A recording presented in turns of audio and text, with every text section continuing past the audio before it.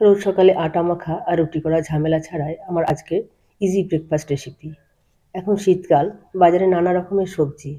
আমি এখানে কয়েকটা সবজি নিয়েছি এবং এইভাবে কেটে নিচ্ছি। রোজ সকালে কারোরই ভালো লাগে না রোজকার একঘেয়ে খাবার খেতে। তার থেকে একটু আলাদা যদি হয় তাহলে ভালোই লাগে সবার। যদি আমার রেসিপি আপনাদের ভালো লাগে, চ্যানেলটিকে সাবস্ক্রাইব করবেন, একটা লাইক করবেন আর অন্যদের সাথে শেয়ার করবেন। এবার সবজিগুলোকে আমি ভালো করে ধুয়ে 1 লিটার ফুটন্ত জলের মধ্যে 1 চামচ চিনি দিয়ে 2-3 মিনিট মতো ফুটিয়ে নেব। এবার একটা চাইনিজ কড়াইয়ে আমি 1/2 চামচ বাটার দিলাম আর রসুন কুচিগুলো দিয়ে তার মধ্যে সবজিগুলোকে দিয়ে দিলাম। দিলাম সামান্য পরিমাণ নুন আর 1/2 চামচ গোলমরিচ গুঁড়ো। আবারও 2-3 মিনিট করে নেড়ে নিলাম।